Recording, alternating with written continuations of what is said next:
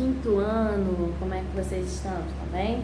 Que bom, né? Olha, antes da gente começar a nossa aula, eu quero dar os parabéns a todos vocês que estão mandando atividade, a todos vocês que estão fazendo as atividades. Gente, eu estou muito orgulhosa de vocês. Vocês estão de parabéns, tá certo?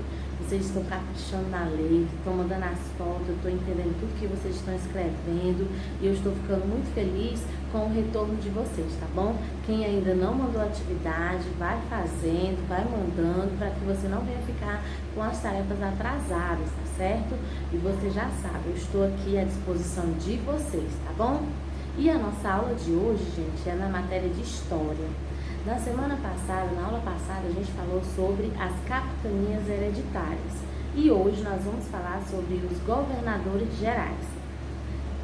É porque assim, gente, ó, as capitanias hereditárias, ela não deu certo, né? Não foi uma ideia muito legal. Então, o que o rei fez? O rei de Portugal, ele decidiu criar uma nova forma de governo. E em 1548, ele criou o governo geral. Mas o que é isso, professor? Vou já dizer para vocês, tá bom? Pois é, gente, governo geral. Essa era a única forma de centralizar o poder na colônia, fiscalizar, ajudar as capitanias para que elas se desenvolvessem e tentar combater o contrabando praticado pelos franceses e ingleses. A sede do governo geral foi instalada na Baía de Todos os Santos, que é o estado da Bahia, que a gente conhece hoje, né? Esse daí, gente, ele foi o primeiro governador geral. O nome dele é Tomé de Souza.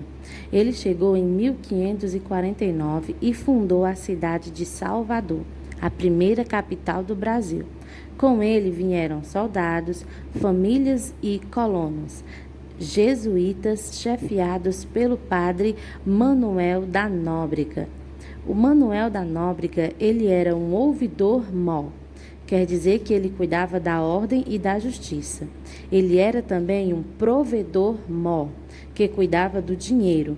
E ele era também um capitão-mó, encarregado de organizar a defesa do litoral. O Tomé de Souza ficou como governador-geral de 1549 a 1553. Ele iniciou o catequese indígena pelos jesuítas e criou o primeiro bispado no Brasil, do qual Dom Pero Fernandes Sardinha foi o primeiro bispo. O Tomé de Souza, ele também foi responsável por incentivar as entradas, que eram expedições que procuravam capturar índios e buscar minérios no interior do Brasil. Trabalhou na fortificação do litoral e influenciou a agricultura e a pecuária. Ele foi bom, viu, gente? Quando Tomé de Souza saiu, gente, entrou esse cara aí. O nome dele é Duarte da Costa. Ele foi o segundo governador-geral. Ele chegou no Brasil em 1553, ficando no lugar do Tomé de Souza. Trouxe o filho dele, o Dom Álvaro da Costa, e alguns jesuítas. Entre eles encontrava-se o José de Anchieta. Então, voltando ao assunto, Duarte da Costa, ele teve dificuldades no trabalho agrícola e na criação de gado, pois ele não tinha mão de obra suficiente. O filho dele, o Dom Álvaro da Costa, passou então a escravizar os indígenas que trabalhassem na agricultura e na pecuária, gerando um desentendimento com o bispo, Dom Pero Fernandes Sardinha, que não concordava com as atitudes dele. O bispo foi chamado no Portugal para explicar o que estava acontecendo na colônia, mas o navio do bispo e todos foram devorados por indígenas antropófagos no litoral de Alagoas. Antropófagos, gente, é como se eles fossem canibais, entendeu? E aí todo mundo morreu. Outros problemas enfrentados pelo governador Duarte da Costa foi a invasão dos franceses no Rio de Janeiro em 1555, onde fundaram um povoado e a Confederação dos Tamoios, movimento organizado pelos índios tamoios contra os portugueses. Foi ainda no governo de Duarte da Costa que, em 25 de janeiro de 1954, alguns jesuítas, atravessando a Serra do Mar, fundaram o Planalto de Piratininga, um colégio de São Paulo de Piratininga, que deu origem à Vila de São Paulo. Hoje é a cidade de São Paulo. Em 1558, gente, o Duarte da Costa ele voltou para Portugal. Então, chegou na Bahia para substituir o Duarte da Costa, o terceiro governador-geral, esse daí, Mendes Sá, que governou até 1572.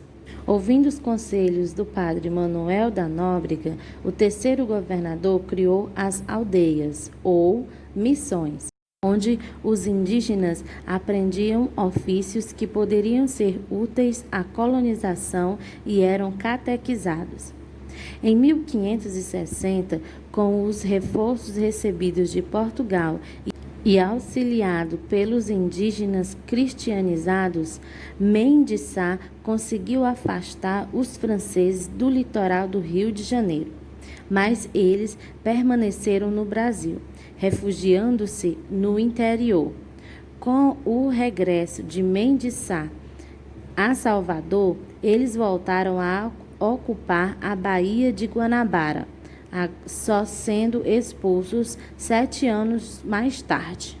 Enfim, em 1563, Mendes Sá, auxiliado pelos padres Manuel de Nóbrega e José de Anchieta, conseguiu expulsar os franceses na Confederação dos Tamoios, aquele movimento lá organizado no governo do Duarte da Costa.